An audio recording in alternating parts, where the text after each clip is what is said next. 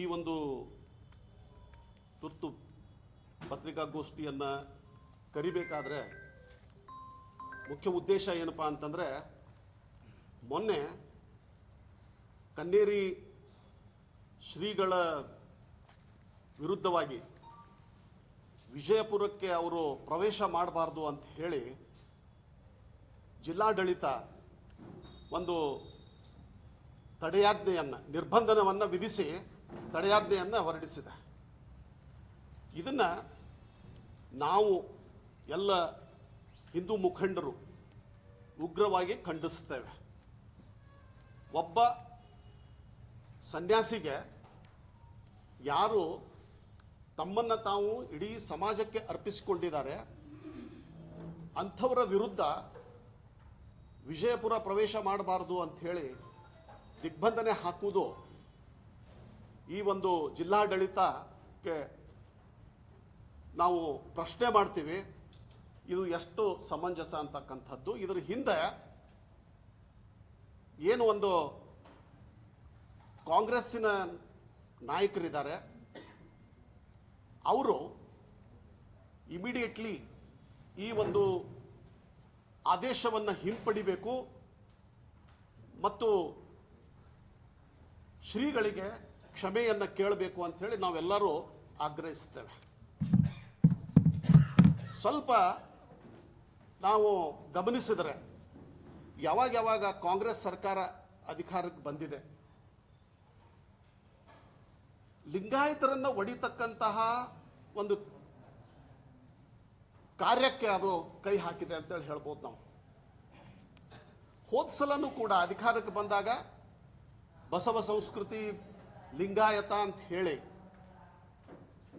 ಈ ಒಂದು ಲಿಂಗಾಯತರಿಗೆ ಒಂದು ಸಪರೇಟ್ ಧರ್ಮವನ್ನು ಕೊಡುವ ಭರವಸೆಯನ್ನು ನೀಡಿ ಆಂದೋಲನಗಳನ್ನು ಮಾಡಿ ಅಧಿಕಾರಕ್ಕೆ ಬಂದ ನಂತರ ಅಧಿಕಾರಕ್ಕೆ ಬಂದ 24 ಗಂಟೆ ಒಳಗೆ ನಾವು ಈ ಒಂದು ಮಾನ್ಯತೆಯನ್ನು ಕೊಡ್ತೀವಿ ಅಂತಕ್ಕಂಥದ್ದನ್ನು ಹೇಳಿ ಅಧಿಕಾರಕ್ಕೆ ಬಂದ ನಂತರ ಏನು ಮಾಡ್ತಾ ಇದ್ದಾರೆ ಅನ್ನೋದನ್ನು ನಾವು ನೋಡ್ತಾ ಇದ್ದೀವಿ. ಇವತ್ತು ಒಂದು ಲಿಂಗಾಯತ ಮತ್ತು ವೀರಶೈವ ಅಂಥೇಳಿ ಒಡಿತಕ್ಕಂತಹ ಒಂದು ಪ್ರಯತ್ನ ನಡೀತಾ ಇದೆ. ಅಲ್ಲಿ ವಿಶೇಷವಾಗಿ ಅಂತಂದರೆ ನಮ್ಮಲ್ಲಿ 3 ಜನ ಸ್ವಾಮೀಜಿಗಳನ್ನು ಮುಂದಿಟ್ಟುಕೊಂಡು ಬಾಲ್ಕಿಯವರಾಗಿರ್ಬೋದು, ಗದಗದ ತೋಂಟದಾರ ಸ್ವಾಮೀಜಿಗಳು, ಸಾಣೆಹಳ್ಳಿ ಸ್ವಾಮೀಜಿಗಳು ಮತ್ತು ಒಬ್ಬ IAS ಅಧಿಕಾರಿಗಳು ಜಾಮದಾರ್ ಅವರು, ಇವರು ಸಮಾಜವನ್ನು ಒಂದು ತಪ್ಪು ದಾರಿಗೆ ಕೊಂಡೊಯ್ತಾ ಇದ್ದಾರೆ ಅಂಥೇಳಿ ನಾನು ಹೇಳಲಿಕ್ಕೆ ಬಯಸ್ತಾ ಇದ್ದೀನಿ. ಮತ್ತು ಇವತ್ತು ಕನ್ನೇರಿ ಶ್ರೀಗಳು ಈಗೇನು ಹೋರಾಟವನ್ನು ಲಿಂಗಾಯತ್ ಅಂತ ಹೇಳಿ ಹೋರಾಟವನ್ನು ಏನು ಮಾಡ್ತಾ ಇದ್ದಾರೆ, ಇವರೆಲ್ಲರಿಗೂ ಆಶ್ರಯವನ್ನು ಕೊಟ್ಟಂತಹ ಮಠ ಯಾವುದಾದ್ರೂ ಇದ್ರೆ ಅದು ಕನ್ನೇರಿ ಮಠ. ಎಲ್ಲೇ ಹೋಗಿ ಎಲ್ಲರೂ ಇದ್ದವರು ಅದಾರ. ಶ್ರೀಗಳು ಯಾವ ರೀತಿ ಸಮಾಜಮುಖಿಯಾಗಿ ಕೆಲಸವನ್ನು ಮಾಡ್ತಾ ಇದ್ದಾರೆ ಅಂತಕ್ಕಂಥದ್ದನ್ನು ನೋಡಿದ್ದಾರೆ. ಮತ್ತು ತಾವು ಯಾವ ರೀತಿಯಾಗಿ ಸಮಾಜ ಸೇವೆಯನ್ನು ಮಾಡ್ತಾ ಇದ್ದೀರಿ ನಿಮಗೂ ಗೊತ್ತಿದೆ. ಸೊ ಹೀಗೆಲ್ಲ ಇದ್ದಾಗ ಯಾರ್ದೋ ಒಂದು ಕಾಂಗ್ರೆಸ್ ನಾಯಕರ ಕೈಗೊಂಬೆಯಾಗಿ ಸಮಾಜವನ್ನು ಒಡಿತಕ್ಕಂತಹ ಕಾರ್ಯಕ್ಕೆ ತಾವು ಕೈ ಹಾಕ್ತಾ ಇದ್ದೀರಿ. ಇದನ್ನು ಹಿಂದೂ ಸಮಾಜ, ವಿಶೇಷವಾಗಿ ಲಿಂಗಾಯತರು ಇದನ್ನು ಖಂಡನೆ ಮಾಡ್ತೀವಿ ಅಂಥೇಳಿ ನಾನು ಈ ಸಂದರ್ಭದಲ್ಲಿ ಹೇಳಲಿಕ್ಕೆ ಬಯಸ್ತೇನೆ. ಇವತ್ತು ಮೊನ್ನೆ ನಡೆದಂತಹ ಬಸವ ಸಂಸ್ಕೃತಿ ಒಳಗೆ ಬಾಲ್ಕಿ ಪಟ್ಟದ ದೇವರು ಕೊಡ್ತಕ್ಕಂತಹ ಒಂದು ಸ್ಟೇಟ್ಮೆಂಟು, ಎಲ್ಲಿವರೆಗೂ ಸಿದ್ದರಾಮಯ್ಯನವರು ಇರ್ತಾರೆ ಅಲ್ಲಿವರೆಗೂ ಬಸವಣ್ಣ ಇರ್ತಾನೆ ಅಂತಕ್ಕಂತಹ ಒಂದು ಸ್ಟೇಟ್ಮೆಂಟು. ನನಗೆ ಸಿದ್ದರಾಮಯ್ಯವ್ರ ಬಗ್ಗೆ ಏನು ಆರೋಪ ಮಾಡೋದಾಗಲಿ, ಅವ್ರ ಬಗ್ಗೆ ನನಗೇನು ಇದು ಇಲ್ಲ, ಆರೋಪ ಇಲ್ಲ ಅವ್ರ ಮೇಲೆ. ಆದರೆ ಸ್ವಾಮೀಜಿಯವರು ಹೇಳ್ತಕ್ಕಂತಹ ಒಂದು ಸ್ಟೇಟ್ಮೆಂಟ್ ಏನಿದೆ, ಇದು ಎಷ್ಟರ ಮಟ್ಟಿಗೆ ಸರಿ? ಮತ್ತು ಇನ್ನೊಂದು ಸ್ಟೇಟ್ಮೆಂಟ್ ಮುಂದುವರೆದು ಕೊಡ್ತಾರೆ, ಸಿದ್ದರಾಮಯ್ಯನವರ ಎದೆ ಸೀಳಿದ್ರೆ ಅಲ್ಲಿ ಬಸವಣ್ಣ ಕಾಣ್ತಾನ ಅಂತ ಹೇಳಿ. ಅಂದರೆ ಬಸವಣ್ಣನ ಒಯ್ದು ನೀವು ಸಿದ್ದರಾಮಯ್ಯನವ್ರಿಗೆ ಹೋಲಿಸ್ತೀರಿ ಹೇಗೆ? ಬಸವಣ್ಣನ ಎಲ್ಲಿ ಯಾರಿಗೂ ಹೋಲಿಸ್ಲಿಕ್ಕೆ ಬರೋದಿಲ್ಲ. ಬಸವಣ್ಣಗೆ ಹೋಲಿಕೆ ಆಗ್ತದೆ. ಸೊ ಹೀಗಾಗಿ ಇದು ಇಂತಹ ಒಂದು ಯಾರನ್ನೋ ಮೆಚ್ಚಿ ರಾಜಕೀಯ ಲಾಭವನ್ನು ಪಡೀಲಿಕ್ಕೆ ಈ ಮಠಮಾನ್ಯಗಳು ಯಾಕೆ ಪ್ರಯತ್ನಿಸ್ತಾ ಇದ್ದಾವೆ? ಇವತ್ತು ಬಾಲ್ಕಿ ಶ್ರೀಗಳ ಮಠ ಜನಸಾಮಾನ್ಯರ ಮಠ, ಅದು ವೀರಶೈವ ತತ್ವದ ತಳಹದಿಯ ಮೇಲೆ ಸ್ಥಾಪನೆಗೊಂಡಂಥ ಮಠ ಅದು. ಅದಕ್ಕೆ ಇವತ್ತು ಭೀಮಣ್ಣ ಖಂಡ್ರೆಯವರಾಗಲಿ, ಖಂಡ್ರೆ ಮನೆತನ ಆಗಲಿ, ಆ ಮಠದ ಶಿಷ್ಯರದಾರೆ, ಅವರು ವೀರಶೈವ ಲಿಂಗಾಯತ ಅಂಥೇಳಿ ಅವರು ಒತ್ಕೊಂಡಂಥವ್ರು.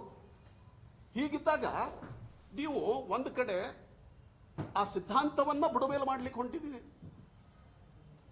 ಹೀಗಾಗಿ ಇದರ ಬಗ್ಗೆ ತಾವು ಏನದ ಸ್ವಲ್ಪ ಗಂಭೀರವಾಗಿ ವಿಚಾರ ಮಾಡಬೇಕು. ಮತ್ತು ನೀವು ಕನ್ನೇರಿ ಮಠಕ್ಕೆ ಎಷ್ಟೋ ಸಂದರ್ಭದೊಳಗೆ ಹೋಗಿರಿ, ಅನಾರೋಗ್ಯದಿದ್ದಾಗ ಅಲ್ಲಿ ಚಿಕಿತ್ಸೆಯನ್ನು ಕೂಡ ಪಡ್ಕೊಂಡಿದ್ದೀರಿ. ಸೊ ಹೀಗೆಲ್ಲ ಇದ್ದಾಗ ಯಾರನ್ನೋ ಎತ್ತಿ ಕಟ್ಟಿ ಅದೇ ಶ್ರೀಗಳ ವಿರುದ್ಧವಾಗಿ ಇವತ್ತು ಈ ಒಂದು ಬಿಜಾಪುರಕ್ಕೆ ದಿಗ್ಬಂಧನ ಹಾಕಿಸ್ತೀರಿ ಅಂತಂದರೆ ಎಷ್ಟರ ಮಟ್ಟಿಗೆ ಅದು ಸರಿ? ಮತ್ತು ಅದೇ ರೀತಿ ನಮ್ಮ ಗದಗದ ತೋಂಟದಾರ ಸ್ವಾಮೀಜಿಗಳು ಕೂಡ, ಇಲ್ಲಿನೂ ಒಂದು ಮಠ ಅದ ನಿಮ್ಮದು, ನಾವೆಲ್ಲರೂ ಅದರದ ಸದ್ಭಕ್ತರದೀವಿ, ಎಲ್ಲರೂ ಕೂಡಿ ಆ ಮಠ ಕಟ್ಟಿದ್ದೀವಿ. ಅಲ್ಲೇನು ಡಿಫ್ರೆನ್ಶಿಯೇಟ್ ಮಾಡಿಲ್ಲ ನಾವು ಯಾರು. ಅದಕ್ಕೆ ಲಿಂಗಾಯತರು ಅದಾರ, ಬೇರೆ ಬೇರೆ ಸಮಾಜದವ್ರು ಅದಾರ, ಕುಂಬಾರರು ಅದಾರ, ಕಂಬಾರರು ಅದಾರ, ದಲಿತರು ಇದ್ದಾರೆ. ಆದರೆ ಒಂದು ವಿಚಾರ ಮಾಡ್ತಕ್ಕಂಥದ್ದು, ಆ ಶ್ರೀಗಳು ಕೂಡ ಇಲ್ಲಿ ಸ್ವಲ್ಪ ಈ ಒಂದು ಕಾಂಗ್ರೆಸ್ಸಿನ ಪರವಾಗಿ ಆಟ ಆಡುವ ಬದಲಾಗಿ ಒಂದು ಕೆಲಸ ಮಾಡ್ರಿ, ನೀವೆಲ್ಲರೂ ಸೇರ್ರಿ, ಒಂದು ವೇದಿಕೆಗೆ ಬರ್ರಿ, ಕನ್ನೇರಿ ಶ್ರೀಗಳು ಕೂಡ ಬರ್ತಾರೆ, ಧರ್ಮದ ಬಗ್ಗೆ ಚರ್ಚೆ ಮಾಡ್ರಿ, ಸಮಾಜ ನೋಡಲಿ, ಸಮಾಜ ನೋಡಿ ಯಾರಿಗೆ ಅದು ಸರಿ ಅನಿಸ್ತದ ಅದನ್ನು ಒಪ್ಕೊಳ್ಳುತ್ತೆ. ಅದರ ಬದಲಾಗಿ ಯಾರನ್ನೋ ಬಿಟ್ಟು ಒಬ್ಬರನ್ನ ಹತ್ತಿಕ್ಕತಕ್ಕಂತಹ ಕೆಲಸ ಏನು ನೀವು ಮಾಡ್ತಾ ಇದ್ದೀರಲ್ಲ, ಅದು ಸೂಕ್ತ ಅಲ್ಲ ಅಂಥೇಳಿ ನಾನು ಈ ಸಂದರ್ಭದಲ್ಲಿ ಹೇಳಿಕ್ಕೆ ಬಯಸ್ತಾ ಇದ್ದೀನಿ. ಯಾಕಂದರೆ ಧರ್ಮದ ಅಧ್ಯಯನ ಅಂತಂದಾಗ ನಮ್ಮಂಥ ಜನಸಾಮಾನ್ಯರು ಅಷ್ಟು ಡೀಪಾಗಿ ಸ್ಟಡಿ ಮಾಡ್ಲಿಕ್ಕೆ ನಮಗೆ ಸಮಯ ಇಲ್ಲ. ಸಂಸಾರಿಕ ಜೀವನದೊಳಗನ ಟೈಮ್ ಹೋಗಿರ್ತದೆ, ನಿಮಗೆ ಅದಕ್ಕೆ ಬಿಟ್ಟಿರ್ತೀವಿ. ಆದರೆ ನೀವು ಏನಾಗ್ತಾ ಇದ್ದೀರಿ ಅಂತಂದರೆ ಬರ್ತಾ ಓದ್ದಂಗೆ ನಿಮ್ಮಲ್ಲಿ, ನಾನು ಒಬ್ಬ ಇತಿಹಾಸದ ಪ್ರಾಧ್ಯಾಪಕನಾಗಿ ಸಿದ್ಧಾಂತಗಳು ಯಾವ ರೀತಿಯಾಗಿ ನಮ್ಮ ಮನಸ್ಸಿನಲ್ಲಿ ರೂಪಿತಗೊಳ್ತಾವ ಅನ್ನೋದು ನನಗೆ ಗೊತ್ತಿದೆ. ನೀವು ಓದ್ತಾ ಏನಾಗಿದ್ದೀರಿ ಅಂತಂದರೆ ಕಮ್ಯುನಿಸ್ಟ್ ಐಡಿಯಾಲಜಿ ಕಡೆ ಹೋಗ್ತಾ ಇದ್ದೀರಿ. ಈ ಬಸವ ಸಂಸ್ಕೃತಿ ಒಳಗೆ ಇರ್ತಕ್ಕಂತಹ ಸ್ವಾಮೀಜಿಗಳಲ್ಲಿ ಕಮ್ಯುನಿಸ್ಟ್ ಸಿದ್ಧಾಂತ ಅವ್ರ ತಲೆ ಒಳಗೆ ಬಂದುಬಿಟ್ಟಿದೆ. ಅದಕ್ಕೆ ಇವತ್ತು ಭಾರತದೊಳಗೆ ಈ ಒಂದು ಬುದ್ಧ, ಬಸವ, ಅಂಬೇಡ್ಕರ್ ಅಂತ ಹೇಳಿ ಇದನ್ನ ಕಾರ್ಲ್ ಮಾರ್ಕ್ಸ್ ಕಡೆ ತಗೊಂಡು ಹೊಂಟಿದ್ದೀರಿ. ಕಾರ್ಲ್ ಮಾರ್ಕ್ಸ್ ಸಿದ್ಧಾಂತ ಇಂಡಿಯಾಕ್ಕೆ ಅಪ್ಲೈ ಆಗುವುದಿಲ್ಲ. ಮತ್ತು ಇವರೆಲ್ಲರೂ 3 ಮಂದಿ ಅಹಿಂಸಾವಾದಿಗಳು. ಹಿಂಸೆಯನ್ನು ಪ್ರಚೋದನೆ ಮಾಡತಕ್ಕಂತಹ ಕಾರ್ಲ್ ಮಾರ್ಕ್ಸ್ ಆ ಒಂದು ಇದಕ್ಕೆ ನೀವು ಇವ್ರನ್ನ ತಗೊಂಡು ಹೋಗ್ತಾ ಇದ್ದೀರಿ. ಮತ್ತು ಇವತ್ತು ಅಂಬೇಡ್ಕರ್ ಬಗ್ಗೆ ಬಹಳ ಪ್ರೀತಿಯನ್ನು ತೋರಿಸ್ತೀರಿ. ಸಂವಿಧಾನವನ್ನು, ಅಂಬೇಡ್ಕರ್ ಅವರು ಬರೆದಂಥ ಸಂವಿಧಾನವನ್ನು ಮೊಟ್ಟ ಮೊದಲಿಗೆ ಟೀಕೆ ಮಾಡಿದವರೇ communists. This is the capitalist constitution, ಬಂಡವಾಳಶಾಹಿಗಳ ಒಂದು ಸಂವಿಧಾನ ಅಂಥೇಳಿ ನೀವೇ ಅಂದರೆ ಕಮ್ಯುನಿಸ್ಟ್ ಅಂದವರು ಇವತ್ತು ಈ ರೀತಿ ಆ ಒಂದು ಕಾರ್ಲ್ ಮಾರ್ಕ್ಸ್ಗೆ ಇದನ್ನು ಒಯ್ತಕ್ಕಂಥದ್ದು ಎಷ್ಟು ಮಟ್ಟಿಗೆ ಸಮಂಜಸ? ಸಮಾಜನ್ನೇ ನೀವು ತಪ್ಪು ದಾರಿಗೆ ಒಯ್ತಾ ಇದ್ದೀರಿ. ಮತ್ತು ಅದೇ ರೀತಿಯಾಗಿ ಇಲ್ಲಿ ಇನ್ನೂ ಕೆಲವೊಂದು ವಿಷಯಗಳಿದಾವೆ. ದೇವರ ಸಾಣೆಹಳ್ಳಿ ಶ್ರೀಗಳು ದೇವರನ್ನು ತಗೊಂಡು ಹಳ್ಯಾಗೋಗಿರಿ ಅಂತ ಹೇಳ್ತೀರಿ. ಆಮೇಲೆ ಶೆರೆಯನ್ನು ಕುಡಿಲಿಕ್ಕೆ ಪ್ರಚೋದನೆ ಕೊಡ್ತಕ್ಕಂಥದ್ದು, ಮಾಂಸವನ್ನು ಸೇವಿಸಿದರೆ ಏನೂ ಆಗುವುದಿಲ್ಲ ಅಂಥೇಳಿ. ಹಾಗಾದ್ರೆ ನೀವು ಬಸವ ತತ್ವ ಪ್ರತಿಪಾದನೆ ಮಾಡ್ತಾ ಇದ್ದೀರಾ, ಏನು ಮಾಡ್ತಾ ಇದ್ದೀರಿ? ಸೊ ಅದಕ್ಕೆ ಇವತ್ತಿನ ಈ ಕೆಲವೊಂದು ಬೆಳವಣಿಗೆಗಳನ್ನು ನೋಡಿದರೆ ಬಹಳ ಅಪಾಯಕಾರಿಯಾದಂತಹ ಬೆಳವಣಿಗೆ ಕರ್ನಾಟಕದೊಳಗೆ ವಿಶೇಷವಾಗಿ ಕಾಂಗ್ರೆಸ್ ಸರ್ಕಾರ ಬಂದಾಗೆಲ್ಲ ನಡೀತಾ ಇದೆ ಅಂತ ಹೇಳಲಿಕ್ಕೆ ಬಹಳ ದುಃಖ ಅನಿಸ್ತದೆ. ಮತ್ತು ನನಗಿದರ ಪಾರ್ಟಿಷನ್ ಆಫ್ ಇಂಡಿಯಾ ಇದ್ರ ಬಗ್ಗೆ ಒಂದು ನೆನಪಾಗ್ತದೆ ನನಗೆ. ಮೊಹಮ್ಮದ್ ಅಲಿ ಜಿನ್ನಾ ಇವತ್ತು ಪಾಕಿಸ್ತಾನ ಹುಟ್ಟಬೇಕಾದ್ರೆ ಮೊಹಮ್ಮದ್ ಅಲಿ ಜಿನ್ನಾ ಕಾರಣ ಅಂತ ಹೇಳ್ತೀವಿ. ಆದ್ರೆ ವೈಯಕ್ತಿಕವಾಗಿ Mohammad Ali Jinnah he was a very liberal person. ಅವ ಇಂಗ್ಲೆಂಡ್ದೊಳಗೆ ಶಿಕ್ಷಣ ಮುಗಿಸ್ಕೊಂಡು ಬಂದ ನಂತರ ಗಾಂಧೀಜಿ ಅವರಿಗೆ ಬಹಳ ನಿಕಟವಾಗಿದ್ದರು. ಅವಾಗ ಗಾಂಧೀಜಿಯವರು ಏನು ಮಾಡ್ತಾರೆ, ಪಾರ್ಟಿಷನ್ ಬಗ್ಗೆ ಏನು ಒಂದು ಆಂದೋಲನ ನಡೆದಾಗ ಜಿನ್ನಾನ ಅಲ್ಲಿ ಕಳಿಸಿದೆ ಅಂತಂದ್ರೆ ಆ ಒಂದು ಆಂದೋಲನ ಕಾಂಗ್ರೆಸ್ಸಿನ ಜೊತೆ ಸೇರ್ಕೊಳ್ತದೆ ಅಂಥೇಳಿ ಅವ್ರನ್ನ ಕಳಿಸ್ಕೊಟ್ರು. ಅದರಲ್ಲಿ ಏನಾಯಿತು, ಜಿನ್ನಾ ಆ ಒಂದು ಕಪಿಮುಷ್ಟಿಯಿಂದ ಹೊರಗೆ ಬರಲಿಕ್ಕೆ ಆಗಲಿಲ್ಲ. ಕೊನೆಗೆ ಏನಾಯ್ತಪ್ಪ, ಇಂಡಿಯಾ ಡಿವೈಡ್ ಆಯಿತು, ಪಾಕಿಸ್ತಾನ್ ಮತ್ತು ಭಾರತ ಅಂಥೇಳಿ ಧರ್ಮದ ಆಧಾರದ ಮೇಲೆ. ಅದಕ್ಕೆ ನಾನು ಇಲ್ಲಿ ಕೆಲವರನ್ನು ಪ್ರಶ್ನೆ ಮಾಡಲಿಕ್ಕೆ ಬಯಸ್ತೀನಿ. ನಮ್ಮಲ್ಲಿ ಏನು ಒಂದು ಲಿಂಗಾಯತ್ ಅಂತ ಹೇಳಿ ಲೀಡರ್ಶಿಪ್ ಇನ್ ಕಾಂಗ್ರೆಸ್ದೊಳಗೆ ತೊಗೊಂಡಿದ್ದಾರೆ, ನೀವು ಎರಡನೇ ಜಿನ್ನಾ ಆಗ್ಲಿಕ್ಕೆ ಹೊಂಟಿದ್ದೀರ ಹೇಗೆ? ಎರಡನೇ ಜಿನ್ನಾ ಆಗ್ಲಿಕ್ಕೆ ಹೊಂಟಿದ್ದೀರೋ ಹೇಗೆ?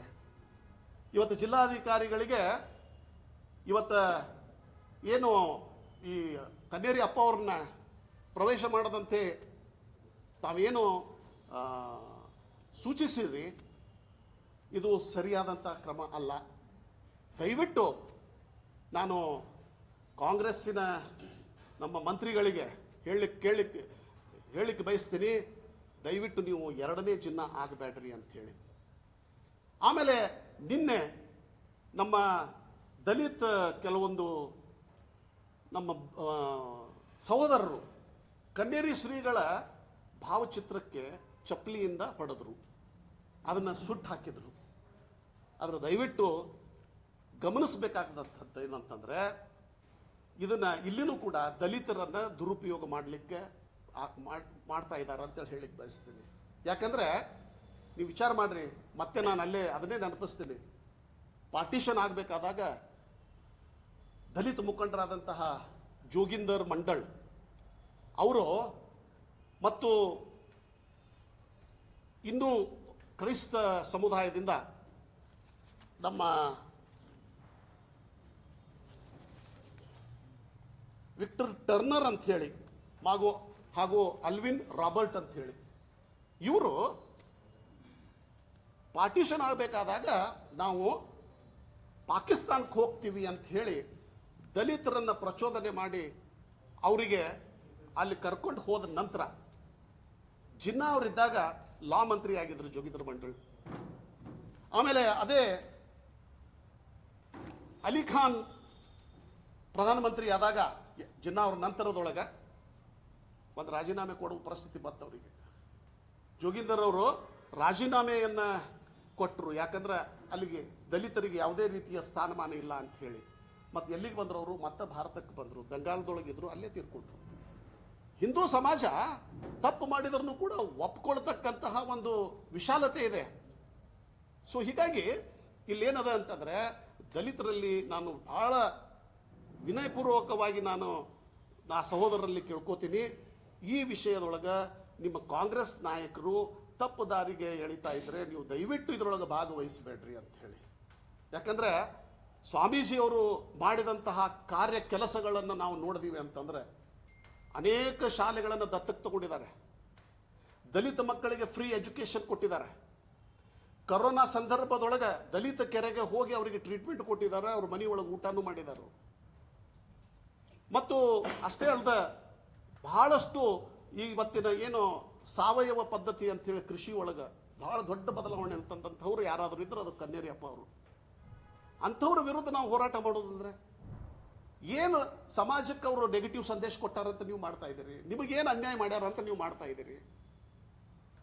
ಸೊ ಅದಕ್ಕೆ ಕನ್ನೇರಿ ಅಪ್ಪ ಅವ್ರದ್ದು ಒಂದು ಕಾಂಟ್ರಿಬ್ಯೂಷನ್, ಇವತ್ತು ಕೊಡುಗೆ ಸಮಾಜಕ್ಕೆ, ಇಡೀ ದೇಶಕ್ಕೆ, ಇಡೀ ವಿಶ್ವಕ್ಕೆ ಭಾಳ ದೊಡ್ಡ ಪ್ರಮಾಣದ. ಹೀಗಾಗಿ ಇವತ್ತು ಅನೇಕ ಈಗ ಒಂದು 2,000 ಆಕಳುಗಳನ್ನು ಅವರು ಸಾಕಿದ್ದಾರೆ.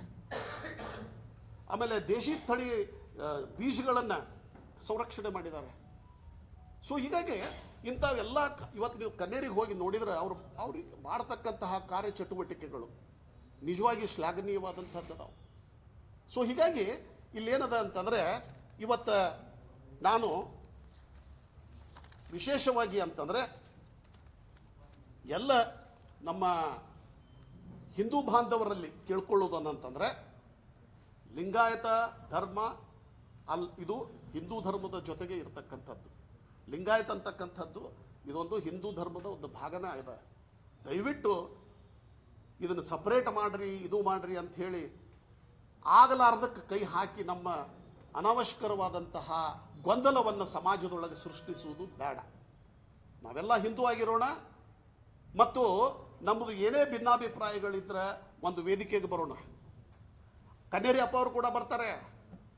ಅದೇ ಹೇಳೋದು, ಕನ್ನೇರಿ ಅಪ್ಪ ಅವರು ಕೂಡ ಅದನ್ನೇ ಚಾಲೆಂಜ್ ಮಾಡ್ತಕ್ಕಂಥದ್ದು. ಇದು ಸ್ವಾಮೀಜಿಯವ್ರ ಮಧ್ಯದಲ್ಲಿ ನಡೀತಕ್ಕಂಥ ಸಂವಾದ ಆಗಲಿ, ಅದನ್ನು ಅವರು ಆಕ್ಸೆಪ್ಟ್ ಮಾಡ್ಕೊಳ್ಳಿ. ಒಂದು ವೇದಿಕೆ ಮೇಲೆ ಸೃಷ್ಟಿ ಮಾಡೋಣ ಅಂತ. ಸಮಾಜದ ಮುಂದೆ ನಿಮ್ಮ ಸಿದ್ಧಾಂತಗಳನ್ನು ಹೇಳ್ರಿ, ಅವ್ರ ಸಿದ್ಧಾಂತಗಳನ್ನು ಹೇಳ್ತಾರೆ. ಜನ ಯಾವುದು ಒಪ್ಕೊಳ್ತಾರೆ. ಸೊ ಹೀಗಾಗಿ ಇಲ್ಲೇನದ ಅಂತಂದರೆ ದಯವಿಟ್ಟು ಇವತ್ತು ನನ್ನ ಲಿಂಗಾಯತ ವೀರಶೈವ ಲಿಂಗಾಯತ ಸಹೋದರರಲ್ಲಿ, ದಲಿತ ಸಹೋದರರಲ್ಲಿ, ಎಲ್ಲ ಹಿಂದೂ ಸಹೋದರರಲ್ಲಿ ವಿನಂತಿಸಿಕೊಳ್ಳುವುದೇನಂತಂದರೆ ಈ ಒಂದು ಕನ್ನೇರಿ ಶ್ರೀಗಳ ವಿರುದ್ಧ ಹೊರಡಿಸಿದಂತಹ ಈ ಒಂದು ಏನು ದಿಗ್ಬಂಧನ ಐತಿ ಅದನ್ನು ಹಿಂದಕ್ಕೆ ತೆಗೆದುಕೊಳ್ಳಲಿಕ್ಕೆ ನಾವೆಲ್ಲರೂ ಸೇರಿ ಹೋರಾಟವನ್ನು ಮಾಡೋಣ. ಇಲ್ಲಿ ದಯವಿಟ್ಟು ನಮ್ಮ ಈ ಒಂದು ಉಸ್ತುವಾರಿ ಸಚಿವರು ಸನ್ಮಾನ್ಯ ಶ್ರೀ ಎಂ ಬಿ ಪಾಟೀಲ್ ಬಗ್ಗೆ ಗೌರವ ಇದೆ. ನೀವು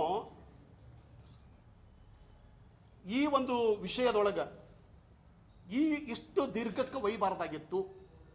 ದಯಮಾಡಿ ಇದನ್ನು ಇಲ್ಲಿಗೆ ಒಂದು ಪೊಲೀಸ್ ಸ್ಟಾಪ್ ಹಾಕಿ ಆ ಒಂದು ದಿಗ್ಬಂಧನವನ್ನು ತೆರವುಗೊಳಿಸಬೇಕು ಅಂತ ಹೇಳಿ ನಾನು ನಮ್ಮೆಲ್ಲ ಹಿಂದೂ ಮುಖಂಡರ ಒಂದು ಮನವಿಯನ್ನು ನಿಮ್ಮಲ್ಲಿ ಪರವಾಗಿ ನಾನು ಒಂದು ಮನವಿಯನ್ನು ಮಾಡಿಕೊಳ್ತೀನಿ. ಮತ್ತು ಆದಷ್ಟು ಬೇಗ ನಾನು ಇಷ್ಟೇ ರಿಕ್ವೆಸ್ಟ್ ಮಾಡಿಕೊಳ್ಳೋದು, ದಯವಿಟ್ಟು ಲಿಂಗಾಯತ ಸಮಾಜವನ್ನು ಒಡೆದು ಎರಡನೇ ಜಿನ್ನ ಆಗಬೇಡ್ರಿ ಅಂಥೇಳಿ ನಾನು ವಿನಂತಿಪೂರ್ವಕವಾಗಿ ಕೇಳಿಕೊಂಡು ತಕ್ಷಣವೇ ಈ ಒಂದು ಕನ್ನೇರಿ ಅಪ್ಪ ಅವರ ಮೇಲಿರ್ತಕ್ಕಂತಹ ಈ ವಿಜಾಪುರದ ದಿಗ್ಬಂಧನವನ್ನು ಹಿಂದಕ್ಕೆ ಪಡೆದುಕೊಂಡು ಅವರಿಗೆ ಬರಲಿಕ್ಕೆ ಅವಕಾಶವನ್ನು ಮಾಡಿಕೊಡಬೇಕು ಅಂತ ಹೇಳಿ ನಾನು ವಿನಂತಿಸ್ಕೊಳ್ತೀನಿ. ಮತ್ತು ಇನ್ನೊಂದೇನಂತಂದರೆ ಬಿಜಾಪುರ ಜಿಲ್ಲೆಯ ಜನ, ನಾನು ಇನ್ನೊಂದು ಹೇಳಬೇಕಾಗಿದೆ, ಸಿದ್ದೇಶ್ವರ ಅಪ್ಪ ಅವರನ್ನು ಎಷ್ಟು ಪ್ರೀತಿಯಿಂದ ಕಾಣ್ತಾ ಇದ್ರು ಅಷ್ಟೇ ಪ್ರೀತಿ ಮತ್ತು ಮಮತೆ ಕನ್ನೇರಿ ಅಪ್ಪ ಅವರನ್ನು ನೋಡ್ತಾರೆ.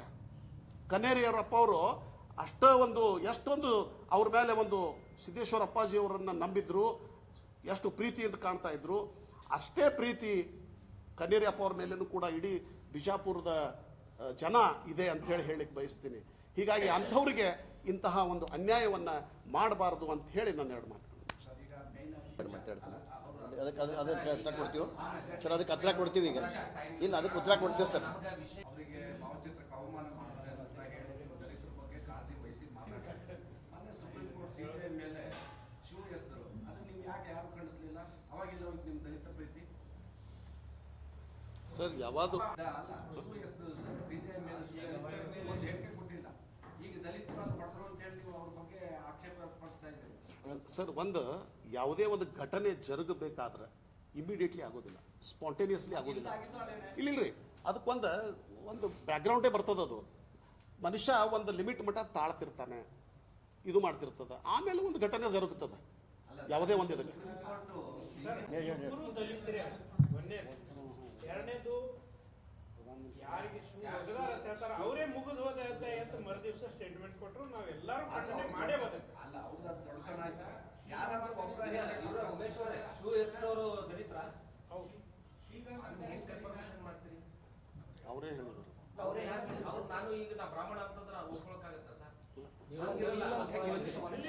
ದಲಿತರ ಈಗ ಜಾತಿ ಬೇಡ ಬ್ರಾಹ್ಮಣ ಅಂತ ಸ್ಪಷ್ಟ ಹೇಳಿದ್ದಾರೆ ಅವರು. ನೀವು ಸಿಬಿಐ ಮೇಲೆ ನಡೆದ ದಾಳಿ ದಾಳಿಯನ್ನು ನೀವು ಖಂಡಿಸ್ತೀರಾ ಅಥವಾ ಹೋಗ್ತೀರಾ? ಎರಡು ಮಾಡಿ. ಖಂಡಿಸ್ತೀವಿ. ಎರಡನೇದಾಗಿ ಸ್ವಾಮೀಜಿ ಅವರು ಸುಳ್ಳು ಮಕ್ಕಳು ಅವ್ರಿಗೆ ಮೆಟ್ನೋಡಿ ಸರ್, ಈಗ ನೀವು ಹೋಗ್ತೀರಾ? ಸರ್, ಈಗ ಒಂದು ಸಿ ಜೆ ಅವ್ರ ಮೇಲೆ ಏನು ಚಪ್ಪಲಿ ಒಗೆಯೋದು ಏನದಲ್ಲ ಅದನ್ನು ನಾವು ಒಪ್ಕೊಳ್ಳೋದಿಲ್ಲ. ಅದು ಸರಿಯಾದ ಕ್ರಮ ಅಲ್ಲ. ಏನ್ರಿ ಅಲ್ಲ, ಈಗ ಕೊಟ್ಟಿದ್ದೀವಿ, ಸ್ಟೇಟ್ಮೆಂಟ್ಸ್ ಕೊಟ್ಟಿದ್ದೀವಿ. ಅದು ಅಲ್ಲ, ಅದು ಬಂದಿರಲಿಕ್ಕಿಲ್ಲ ಅಷ್ಟೇ. ಅದು ಪ್ರಧಾನಮಂತ್ರಿ ಇಟ್ಕೊಂಡು ಎಲ್ಲರೂ ಹೇಳಿದ್ದಾರೆ. ಪ್ರಧಾನಮಂತ್ರಿ ಒಬ್ಬರೇ ಆಮೇಲೆ ಅದು ಬಿಟ್ಟು ಬಿಜೆಪಿ ಮತ್ತೆ ಯಾರು ಖಂಡಿಸಿಲ್ಲ. ಒಂದು ಇದು ಬಿಜೆಪಿ ಅಲ್ಲ ಈಗ ನೀವು ಸ್ವಾಮಿಗಳ ಹೇಳಿಕೆ ಹೋಗ್ತೀರಾ? ಸುಳ್ಳು ಮಕ್ಕಳು ಅಂತ ಸರ್, ಈಗ ನಾನು ಹೇಳ್ತೀನಿ ಅದು ನೋಡಿ ಸರ್, ಸ್ವಾಮೀಜಿ ಅವ್ರದ್ದು ಏನದಲ್ಲ ಏನು ಸ್ಟೇಟ್ಮೆಂಟ್ ಕೊಡಬೇಕಾಯ್ತು ಸರ್. ಇವರು ದೇವ್ರಿಗೆ ಒಯ್ದು ಇದ್ರಾಗ ಒಗಿರಿ ಅಂತ ಹೇಳ್ತಾರೆ. ಒಂದು ಮಿನಿಟ್ ಸರ್, ಅದೇ ನಾ ಹೇಳ್ತೀನಿ. ನೀವೇ ಹೇಳಿದ್ದೀರಿ ಅದು ಸಂವಾದ ನಡೀಲಿ ಅಂತ ಹೌದು. ಹೇಳಿದ್ರೆ ಆಯ್ತು, ಸಂವಾದ ನಡೀಲಿ. ಅದನ್ನೇ ನಾನು ಹೇಳ್ತೀನಿ. ಅದೇ ಸ್ವಾಮೀಜಿಗಳು ಹೇಳಿದ ಪದ ಪ್ರಯೋಗನ ನೀವು ಒಪ್ತೀರಾ? ಒಪ್ತೀನಿ ಅಂದ್ರೆ ಮುಂದೆ ಮಾತಾಡಿ. ಸರ್, ಈಗ ನಾನು ಕೇಳೋದು ಈಗ ಅದಾಯ್ತು. ಈಗ ಅದನ್ನು ಆ ರೀತಿ ಮಾಡೋದು, ಮಾಂಸ ತಿಂದರೂ ಏನೂ ತಪ್ಪಾಗಂಗಿಲ್ಲ, ಶರೆ ಕುಡಿದ್ರು ಏನೂ ತಪ್ಪಾಗಂಗಿಲ್ಲ ಅಂತ ಹೇಳ್ದಾಗ ಇಲ್ಲಿ ಏನಾಯ್ತು ಅಂತಂದ್ರೆ, ಒಂದು ಮನುಷ್ಯಗೂ ಒಬ್ಬ ವ್ಯಕ್ತಿಗೆ ಒಂದು ಲಿಮಿಟ್ ಇರ್ತದೆ. ಆಮೇಲೆ ಸ್ವಾಮೀಜಿಯವರು ಏನು ಮಾತಾಡಿದ್ದದಲ್ಲ, ನಮ್ಮ ಬಿಜಾಪುರದವರು ಅವರು ಆ ಒಂದು ನಮ್ಮ ಸ್ವಾಮೀಜಿ ಅವ್ರನ್ನ ನಮ್ಮ ಲೆವೆಲ್ಗೆ ನಿಮ್ಮ ಲೆವೆಲ್ಗೆ ಇಳಿಸ್ಬೇಡಿ. ಅಲ್ಲಲ್ಲ, ಅವ್ರನ್ನ ಪೀಠದಿಂದ ಕೆಳಗೆ ಇಳಿಸಿ ಮಾತಾಡ್ಸ್ಬೇಡಿ. ಅವರು ಎಲ್ಲರೂ ನೀವು ಪೂಜ್ಯ ಭಾವನೆ ನೋಡ್ತಿರಲ್ಲ, ಅದು ಪೂಜ್ಯ ಭಾವನೆಯಿಂದ ಬಂದಿರೋ ಮಾತಾ ಸರ್. ಎಷ್ಟು ಮೇಲೆ ಹೋಗೋ ಇವನು ಬಂದಿರೋ ಮಾತಿನ ತರ ಇಲ್ಲ. ಸರ್, ಇದನ್ನ ಒಂದು ದೊಡ್ಡ ಇಶ್ಯೂ ಮಾಡ್ತಾ ಇದ್ದಾರೆ ಕಾಂಗ್ರೆಸ್ದವ್ರು. ನಾ ಹೇಳ್ತೀನಿ ಕೇಳಿ ಸರ್, ನಾ ಹೇಳ್ತೀನಿ. ಇಲ್ಲ ಶ್ರೀಗಳ ಹೇಳಿಕೆ ಹೋಗ್ತೀರಾ? ಸರ್, ಈಗ ನಾ ಹೇಳೋದು ಏನಂದ್ರೆ, ನೀವು ಶ್ರೀಗಳ ಹೇಳಿಕೆ ಹೋಗ್ತೀರಾ? ನಾ ಹೇಳೋದು ಕೇಳಿ ಸರ್, ನಾ ಏನು ಹೇಳ್ತೀನಿ, ಇದನ್ನ ಒಂದು ದೊಡ್ಡ ಇಶ್ಯೂ ಮಾಡ್ತಾ ಇರ್ತಾರೆ. ಒಂದು ಎರಡನೇದು, ಇಂತಹ ನಮ್ಮ ಮಠಗಳಲ್ಲಿ ಇನ್ನೂ ಕೆಲವೊಂದು ಸ್ವಾಮೀಜಿಗಳಿದ್ದಾರೆ. ಅವ್ರು ಭಕ್ತರಿಗೆ ಅದು ಒಂದು ಪ್ರೀತಿಲೇನೆ ಕರೀತಿರ್ತಾರೆ. ಏನ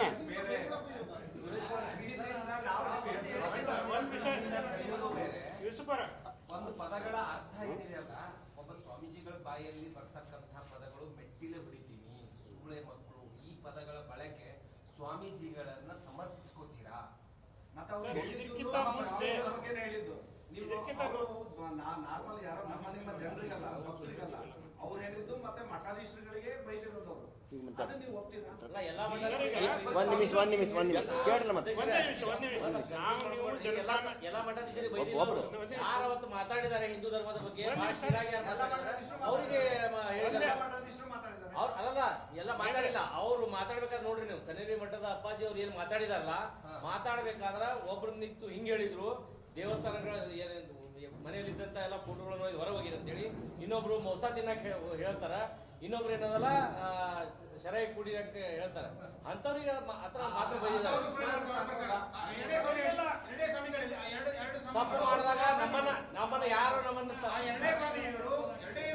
ಅಲ್ಲ, ಎರಡಿರ್ಲಿ 100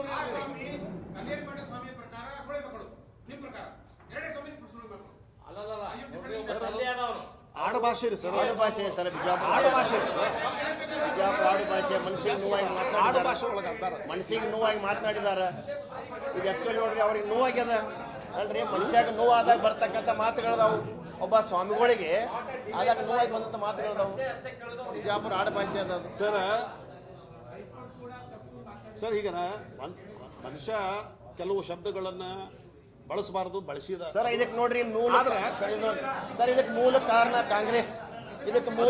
ಕಾಂಗ್ರೆಸ್. ಹೆಂಗಂದ್ರೆ ಒಂದೆರಡು ನಿಮಿಷ. ಯಾಕಂದ್ರೆ ಮೊದಲು ನಾವು ಹಿಂದೂ ಮುಸ್ಲಿಂ ಅಂತಕ್ಕಂಥ ಭಾವನೆ ಇರಲಿಲ್ಲ. ಮೊದಲು ನಾವು ಸಣ್ಣವರಿದ್ದ ಸಾಲಿಕಲ್ ಸಂದರ್ಭದಾಗ ಹಿಂದೂ ಲಿಂಗಾಯತ್, ಹಿಂದೂ ಮುಸ್ಲಿಂ ಅಂತ ಬರ್ಕೋತಿದ್ವಿ ನಾವು. ಹಿಂದೂ ಮುಸಲ್ಮಾನ್ ಒಂದಿತ್ತು. ಮೊದಲು ಕಾಂಗ್ರೆಸ್ ಏನು ಮಾಡಿ ಈ ರೀತಿ ನಮ್ಮ ಜಗಳ ಹಚ್ಚಿ ನಮ್ಮನೊಳಗೆ ಬೈಲಾಕ ಒಂದು ನಿಮಿಷ ಸರ್, ನಮ್ಮೊಳಗೆ ಬೈಲಾಕ ಹಚ್ಚಿ ನಮ್ಮನ್ನು ಇಬ್ಬಾಗ ಮಾಡಿದ್ರು. ಮುಸ್ಲಿಂ ಹಿಂದೂ ಇಬ್ಬಾಗ ಮಾಡಿದ್ರು. ಈ ಹಿಂದೂಗಳಿಗೂ ಇಂಥ ದ್ವೇಷ ಭಾವನೆ ಬರಕ್ಕೆ ಕಾಂಗ್ರೆಸ್ಸೇ ಕಾರಣ. ಇವತ್ತು ಕಾಂಗ್ರೆಸ್ಸೇ ಕಾರಣ. ಈಗ ನಿಮ್ಮ ಪ್ರೆಸ್ ಮೀಟಿನ ಮೇನ್ ಟಾರ್ಗೆಟ್ ಕಾಂಗ್ರೆಸ್. ನಮಗೆ ನಿಮ್ದು ಶ್ರೀಗಳ ಬಗ್ಗೆ ಇರೋದು. ಈಗ ಅವೆಲ್ಲ ಬೇಡ ಚರ್ಚೆ ಮಾಡಕ್ ಹೋದ್ರೆ, ನೀವು ಶ್ರೀಗಳಂತ ಹೇಳಿಕೆಯನ್ನ ಖಂಡಿಸ್ತೀರಾ ಅಥವಾ ಒಪ್ಕೊಂತೀರಾ ಅಷ್ಟೇ ಹೇಳಿ ಸರ್. ಈಗ ನೀವು ಸಾಮಾನ್ಯರು, ಅವರು ಸ್ವಾಮೀಜಿಯವ್ರ ಮಾತ್ರ ಯಾವ ಅರ್ಥದಲ್ಲಿ ಹೇಳಿದ್ದಾರೆ ಅದನ್ನ ಅವರೇ ಬಂದು ಕ್ಲಿಯರಿಫಿಕೇಶನ್ ಕೊಡ್ತಾರೆ. ಇದಕ್ಕಿಂತ ಮುಂಚೆ ನಿಜಗುಣಾನಂದ ಸ್ವಾಮೀಜಿಯವರು ಇವೇ ಶಬ್ದಗಳನ್ನು ಬಹಳ ಸತ್ಯ ಬಳಸಿದ್ದಾರೆ. ಅವಾಗ ಯಾರು ಅಪೋಸ್ ಮಾಡಲಿಲ್ಲ. ಸರ್, ಈಗ ಸದ್ಯ ಇರೋದು ಆ ಸ್ವಾಮಿಗಳ ಹೇಳಿಕೆ ವಿವಾದ ಆಗಿದ್ದು, ಗಲಾಟೆ ಇವ್ರ ಉಮೇಶ್ ಅವರ, ನೀವು ನಿಜಗುಣಾನಂದ ಸ್ವಾಮಿಗಳು ಬಳಸಿದಾರ ಅಂದ್ಬಿಟ್ಟು ಅವಾಗ ನೀವು ಯಾಕೆ ಇದನ್ನು ಪ್ರತಿಭಟಿಸಲಿಲ್ಲ? ಅವಾಗ ನಿಜಗುಣ ಸ್ವಾಮಿಗಳು ಬಳಸಿದಾಗ ಇದನ್ನ ಯಾಕೆ ನೀವು ಪ್ರತಿಭಟಿಸಲಿಲ್ಲ? ಅವಾಗ ಯಾಕೆ ಜಿಲ್ಲಾಡಳಿತ ಅಥವಾ ಕಾಂಗ್ರೆಸ್ ಸರ್ಕಾರ ನಿರ್ಬಂಧ ಹೇರಲಿಲ್ಲ? ಅಲ್ಲಲ್ಲ, ನೀವು ಪ್ರತಿಭಟನೆ ಅವಾಗ ಯಾಕೆ ಹೇರಲಿಲ್ಲ? ಅದನ್ನ ಹೇಳಿ. ನಿರ್ಬಂಧ ತರಾತುರಿಯಲ್ಲಿ ಹೇರೋದು ಏನಕ್ಕೆ? ಅದಕ್ಕೆ ಮನವಿ ಕೊಡ್ಬೇಕಲ್ಲ. ನಿರ್ಬಂಧ ಯಾರು ಕೊಟ್ಟಾರ? ಈಗ ಯಾರು ಕೊಟ್ಟಾರ? ಯಾರು ಕೊಟ್ಟಿಲ್ಲ? ಲಿಂಗಾಯತ್ ಮಹಾಸಭಾದವರು ನಿನ್ನೆ ಮನವಿ ಕೊಟ್ಟಿದ್ದಕ್ಕೆ ನಿನ್ನೆ ಅದಕ್ಕೆ ಮೊದಲೇ ಮಾಡಿ. ಮಾನ್ಯ ಮಾಡಿ ಬಂದ್ ಮಾಡಿ. ಅಲ್ಲಲ್ಲ, ನಿನ್ನೆ ಅದರ ಟೈಮಿಂಗ್ ಇದೆ. ನಿರ್ಬಂಧ ಮಾಡಿದ ಮೊದಲ ನಿರ್ಬಂಧ ಮಾಡಿದ ಮೊದಲು ಆ ಸಂದರ್ಭಗಳಾಗಿ ಅವರು ತಂದೆ ಸಮಾನ ನಿಂತು ಬೈದಿ ಮಕ್ಕಳ ತಪ್ಪ ಬೈದಿರ್ತಾರೆ. ಅಂದ್ರೆ ಯಾರು ಇವರೆಲ್ಲ ಮಕ್ಕಳ ಅವ್ರ ವಯಸ್ಸಿಗೆ ಇವ್ರು ಮಾಡಿದಾರ ಸರಿನಾ?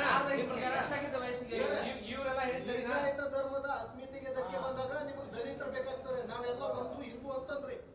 ಆದರೆ ಜಾತಿಗಂತಿ ಸಂದರ್ಭದಲ್ಲಿ ನೀವು ಲಿಂಗಾಯತ ಅಂತ ಕಾಲಂ ಬರ್ಸ್ರಿ, ಹಿಂದೂ ಅಂತ ಬರೆಸ್ಬೇಡ್ರಿ ಅಂತ ಕರೆ ಕೊಟ್ಟು ಸ್ವಾಮೀಜಿಗಳು ಕೆಲವರು. ಅದೇ ಸ್ವಾಮಿಗಳ ದರ್ಬಾರ್ ನಡೆದದ ಈಗ. ನಮ್ಮ ದರ್ಬಾರ್ ಅಲ್ಲ ಅದು. ಅದನ್ನೇ ನಾವು ಟೀಕಾ ಮಾಡತ್ತೀವಿ. ಅದೇ ಸ್ವಾಮಿಗಳು ಹಾಳು ಮಾಡಕತ್ತಾರೆ. ಟೀಕಾ ಮಾಡ್ತಾರೆ ಸರ್. ಸಿಜೆ ಅಂತ ಹೇಳ್ತೀನಿ, ಇಡೀ ದೇಶದಾಗ ಎಲ್ಲಿ ಬಂದ್ ಆಗ್ಲಿಲ್ಲ, ಇಲ್ಲೇ ದಲಿತರದಾರ ಬಂದ್ ಎಲ್ಲಿಲ್ಲ. ಅಲ್ಲ ಅಂದ್ರೆ ನಿನ್ನೆ ದಲಿತ ಸಂಘಟನೆಗಳು ಬಂದ್ ಮಾಡಿದ ತಪ್ಪತ್ತೀರಿ? ಹೌದು, ಸ್ವಾಮೀಜಿಗಳಿಗೆ ಬೈದದ್ದನ್ನ ಸಮರ್ಥಿಸಿ ಸಿಜೆ ಅವರೇ ಮುಗಿದೋದ ಅಧ್ಯಾಯ ಅಂದ್ಮೇಲೆ ಯಾಕೆ 8 ದಿನ ಬಿಟ್ಟು ನೆನಪಾಯ್ತು ಬಂದ್ ಮಾಡೋದು? ಅದನ್ನ ಜನಗೂಲಿ ಚಪ್ಪಲಿ ಉಳ್ಕೊಂಡ್ ಎಸ್ದಿದ್ದು ತಿನ್ನೋರು. ಕಳಿಸೋದಲ್ಲ ನೀವು. ಚಪ್ಪಲಿ ಎಸ್ದಿದ್ದು ಖಂಡಿಸಿ ಮುಂದಿನ ಮಾತಾಡಿ. ಅದನ್ನ ಹೇಳ್ಬೇಕಾಗಿತ್ತು. ನಾವು ಕೇಳೋದನ್ನ ಬಂದ್ ಯಾಕೆ ಮಾಡ್ಬೇಕು? ಅಲ್ಲ, ನಾವು ಬಂದ್ ಮಾಡಿ ಯಾವ ವಿಷಯ ಏನ್ ಡೈವರ್ಟ್ ಮಾಡಾಕ್ತೀರಿ? ಒಂದ್ ನಿಮಿಷ ಕೇಳಿ, ಮೊದಲು ಅದನ್ನ ಖಂಡಿಸ್ಬೇಕು ನೀವು. ಖಂಡಿಸಿ. ಯಾಕೆ ಉಮೇಶರೇ, ಯಾವುದೇ ತಪ್ಪು ಮಾಡ್ಲಿ ಅದು ಪಕ್ಷಾತೀತವಾಗಿ ನೀವು ಅದನ್ನು ಖಂಡಿಸಬೇಕು. ಯಾಕಂದ್ರೆ ನ್ಯಾಯಮೂರ್ತಿಗಳ ಮೇಲೆ ಆಗಿರ್ತಕ್ಕಂಥ ಒಂದು ಅವಮಾನ ಅಲ್ವಾ ಅದು? ಸಂವಿಧಾನ ಮೇಲೆ ಆಗಿರ್ತಕ್ಕಂಥ ಅವಮಾನ ಖಂಡಿಸಿ ಅಲ್ವಾ? ವಕೀಲರು ಬೈಕೋಟ್ ಮಾಡಿದ್ರು, ಎಲ್ಲ ಆಗಿದೆ. ಅಲ್ಲ, ನೀವು ಆದ್ಮೇಲೆ ಇವತ್ತು ಯಾಕೆ ಬಂದ್, ನೀನ್ ಯಾಕೆ ಬಂದ್ ಮಾಡ್ಬೇಕು? ಇಷ್ಟು ದಿನ ಏನ್ ಮಲ್ಕೊಂಡಿದ್ರಿ? ಇಡೀ ದೇಶನಾಗ ಎಲ್ಲಿ ಬಂದಾಗಿಲ್ಲ. ಯಾಕೆ ಬಂದ್ ಮಾಡಿದ್ರಿ ಇಲ್ಲಿ? ಮಾಡಬಾರ್ದು ಅಂತ ಏನಾದ್ರು ಕಾರಣ ಇದೆಯಾ? ಸರ್, ಯಾವ ಉದ್ದೇಶಕ್ಕೆ? ಅದೇ ಇದೇ ಉದ್ದೇಶ. ಪ್ರತಿಭಟಿಸಬಾರ್ದು. ಪ್ರತಿಭಟಿಸಬಾರ್ದು ಅಂತ ಎಲ್ಲಿ ಹೇಳ್ತಾರೆ? ಮಾಡ್ರಿ ಸರ್. ಆದ್ರ ಬಸ್ ಬಂದ್ ಮಾಡಿದೆ, ಸರಿ. APMC ಹೋಗಿ ಟ್ರಕ್ ಗಳು ಬಂದ್ ಮಾಡಿದೆ, ಅಂಗಡಿ ಬಂದ್ ಮಾಡಿಸಿದ್ರೆ ಏನರ್ಥ? ಜಿಲ್ಲಾಡಳಿತ ಬಂದ್ ಬೇಕಾಗಿರೋದು ಜನರಿಗೆ ಬೇಕಾಗಿಲ್ಲ. ಗಲಾಟೆ ಆಗೋದ್ರಿಂದ ಮುನ್ನೆಚ್ಚರಿಕೆ ನಾವು ಕ್ರಮ ತಗೊಂಡಿರ್ಬೋದು. ಯಾಕೆ ಮಾಡಿದ್ರೆ ಸರ್ ನೋಡ್ರಿ, ನಿನ್ನೆ ಬಂದ್ನು ಕೂಡ ಅದು ಹೆಂಗದ ಅಂದ್ರೆ ಈ ಕಾಂಗ್ರೆಸ್ ಬಂದ್ರೆ ಬೇರೆ, ಭಾರತೀಯ ಇವು ಹಿಂದೂಗಳ ಬಂದ್ರು ಬೇರೆ ಇರ್ತಾವ. ಈ ಕಾಂಗ್ರೆಸ್ ಬಂದ್ ಹೆಂಗ ದಬಾಣಿಕೆ ಮನೆ ಇದು ಸಮರ್ಥ ಎಲ್ಲಾ ತಿರುಗಾಡಿ ಕೋಶ ಅಂಜಿಕೆ ಹಾಕಿ ಬಂದ್ ಮಾಡ್ಸ್ಯಾರ ಇನ್ನವ್ರಲ್ಲ. ಅಧ್ಯಕ್ಷರೇ, ಬಹಳ ಡಿಬೇಟ್ ಆಗ್ಬಾರ್ದು. ವಿಚಾರದಲ್ಲಿ ಸ್ಪಷ್ಟೀಕರಣ ರೈಟ್ ಕೊಡಿ. ರೈಟ್ ರೈಟ್ ಒಂದ್ ನಿಮಿಷ ಸರ್, ಸ್ಪಷ್ಟೀಕರಣ ಕೊಡಿ. ಕನ್ನೇರಿ ಶ್ರೀಗಳು ಅವಾಚ್ಯ ಪದ ಬಳಕೆ ಸರಿನಾ ಅಥವಾ ಸರಿ? ಸರ್ ನೋಡ್ರಿ, ಅವತ್ತಿನ ಸಂದರ್ಭಿಕವಾಗಿ ಅವತ್ತ ಗುರುಗಳು ಮಾತಾಡಿದಂತ ಮಾತುಗಳ ಅವ್ರು ಬಂದ ಕ್ಲಿಯರ್ ಮಾಡ್ತಕ್ಕಂಥದ್ದು ಆಕೈತಿ. ಇವತ್ತಿನ ಆಗ್ತೈತೆ ಅದು ಅವರೇ ಅದನ್ನ ಕ್ಲಿಯರ್ ಮಾಡ್ತಾರ. ಅದು ನಮಗೆ ನೋವಿನ ಸಂಗತಿ ಇವತ್ತಿನ ವಿಷಯದಲ್ಲಿ ಇವತ್ತೇನು ಮೊದಲು ನಮ್ಮ ಬಿಜಾಪುರದಲ್ಲೇ ಪ್ರಾರಂಭ ಆದಂಥ ನ್ಯಾಯ ದಂಗಲ್ ಇದು. ಯಾಕಂದ್ರೆ ಇದು ಮೊದಲು ಕೂಡ ಸಿದ್ದರಾಮಯ್ಯ ಅವರು ಮುಖ್ಯಮಂತ್ರಿ ಇದ್ದಾಗ ಬಿಜಾಪುರದ ಮಂತ್ರಿಗಳು, ಉಸ್ತುವಾರಿ ಮಂತ್ರಿಗಳು MB ಪಾಂಡೆ ಇರ್ಬೋದು, ಧಾರವಾಡ ವಿನಯ್ ಕುಲಕರ್ಣಿ ಇರ್ಬೋದು, ಅವಾಗ ಲಿಂಗಾಯತ ಅಂತಕ್ಕಂಥ ಏನು ನಮ್ಮ ಲಿಂಗಾಯತರ ಒಡೆದು ಆಳ್ಲಿಕ್ಕೆ ಏನು ಹುಟ್ಟಾಕಿ ಅವಾಗ ಕೂಡ ಈ ರೀತಿ ಅವರು ಹಿಂದೂಗಳ ಮಧ್ಯೆ ಭಾಷೆ ಬರ್ಲಿಕ್ಕೆ ಪ್ರಾರಂಭ ಆಗಿದ್ದೆ ಈ ಕಾಂಗ್ರೆಸ್ ನಾಯಕರಿಂದ. ಅದನಂತರ ಮತ್ತೆ ಈಗ ಅವರೇ ಮಾಡ್ತಾ ಇದ್ದಾರೆ. ಸರ್, ಒಂದು ನಿಮಿಷ. ಈಗ ಪ್ರತ್ಯೇಕ ಲಿಂಗಾಯತ ಧರ್ಮ ಚರ್ಚೆ ಆದ್ರೂ ಅದು ಒಂದು ಸಪರೇಟ್ ಭಾಗ. ಈಗ ಇಲ್ಲಿ ಗಲಾಟೆ ಆಗ್ತಿರೋದು ಮೇಯ್ನು ಸ್ವಾಮೀಜಿ ಅವರು ಈ ತರ ಅವಾಚ್ಯ ಸುತ್ತ ಬಳಸಿದ್ರು ಅಂತ ನೀವು ಅವ್ರ ಪರವಾಗಿ ಮಾತಾಡ್ತಾ ಇದ್ದೀರಿ. ಈಗ ನಾವೆಲ್ಲರೂ ಪ್ರಶ್ನೆಯಿಂದ ನಾವು ಕೇಳ್ತಿರೋದು ಒಂದೇ, ನಿಮ್ಮ ಈ ಅಭಿಪ್ರಾಯ ಏನು? ಅದನ್ನ ಖಂಡಿಸ್ತಿರೋ, ಒಪ್ತಿರೋ? ಸರ್, ಈಗ ಅಷ್ಟೇ ಹೇಳಿ ಮೊದಲು. ನಿಮ್ಮ ಪ್ರೆಸ್ ಮೀಟ್ ನಮ್ಮ ಪ್ರೆಸ್ ಮೀಟ್ ಸಾರಾಂಶ ಹೇಳ್ಬಿಡ್ತೇವೆ. ಜಿಲ್ಲಾಡಳಿತ ಈ ಸರ್ಕಾರ ನಡ್ಕೊಳ್ಳೋದು ರೀತಿ ತಪ್ಪದ, ನಿರ್ಬಂಧ ವಾಪಸ್ ತಗೊಳ್ಬೇಕಂತ ಕೇಳ್ತೀವಿ.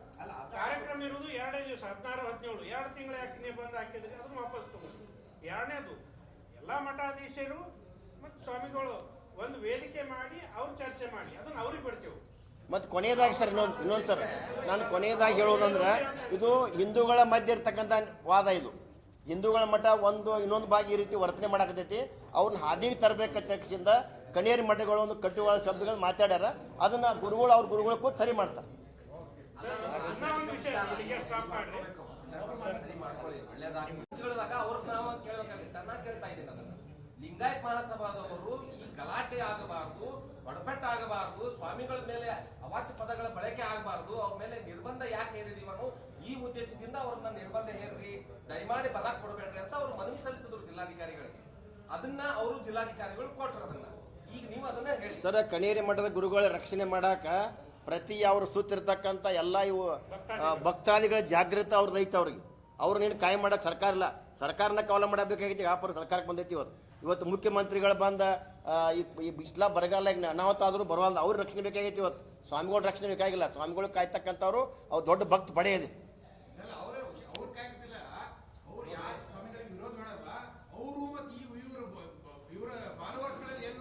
ಅವರೆಲ್ಲ ನೋಡ್ರಿ, ಆ ಗುರುಗಳು ನೋಡ್ರಿ, ಅವರು ಮಠಾಧಿಪತಿಗಳದಾರ, ಅವರಲ್ಲಿ ವೈಮನಸ್ಯ ಬಂದೈತಿ, ಅವರ ಸರಿ ಮಾಡ್ಕೋತಾರ. ಅವ್ರು ಬೇದದ್ದಿರ್ಬೋದು, ಅವ್ರು ಬೇದದ್ದಿರ್ಬೋದು. ಇದು ಕಾಂಗ್ರೆಸ್ ಏನು ಕಾಯಕದೆ, ಕಾಂಗ್ರೆಸ್ ದೂರ ಇರ್ಬೇಕು ಇದರಿಂದ. ಒಂದ್ ನಿಮಿಷ ಸರ್, ಈಗ ಶ್ರೀಗಳು ಏನು ಮಾತಾಡ್ತಿದ್ದಾರೆ, ಅವ್ರ ಹಿಂದೆ ಬಿಜೆಪಿ ಮತ್ತು RSS ಕುಮ್ಮಕ್ಕು ಇದೆ ಅಂತ ಆರೋಪ ಇದೆ. ಅವ್ರು ಆ ಕುಮ್ಮಕ್ಕಿನಿಂದನೇ ಆ ಪದಗಳನ್ನು ಬಳಸ್ತಾರೆ. ಆ ತರದ ಹೇಳಿಕೆಗೆ RSS ಬಿಜೆಪಿನೇ ಕಾರಣ ಅಂತ ಸರ್, ಇವತ್ತು ನಾವು ಆ ರೀತಿ ಅವ್ರ ಹಿಂದೆ ಅದ ಅಂತಕ್ಕಂಥದ್ದಿಲ್ಲ. ಅವರಲ್ಲಿ ಆ ಶಕ್ತಿ ಭಾಳ ದೊಡ್ಡ ಪ್ರಮಾಣದಾಗ ಅದ, ಗುರುಗಳಿಗೆ ದೊಡ್ಡ ಶಕ್ತಿ ಅದ. ಇವತ್ತು ನಾವು ಇಷ್ಟೆಲ್ಲ ಆದರೂ ಕೂಡ ನಾವು ಎಲ್ಲ ಈ ಹಿಂದೂಗಳು ಇವತ್ತೇನು ಶಾಂತರಾಗಿದ್ದೀವಿ ಅಂದ್ರೆ ಇದು ಹಿಂದೂಗಳ ಮಧ್ಯೆ ಅದು ನಾವು ಬಗೆಹರಿಸ್ಕೋತೀವಿ. ಈ ಕಾಂಗ್ರೆಸ್ ಬಂದು ಇಬ್ಬಾಗ ಮಾಡ್ತಕ್ಕಂಥ ಬಿಡಿರ್ತಕ್ಕಂಥ ಮನವಿಯನ್ನು ತಾವು ಮೂಲಕ ಮಾಡಕೈತೆ. ಇನ್ನೊಂದು ನಿನ್ನೆ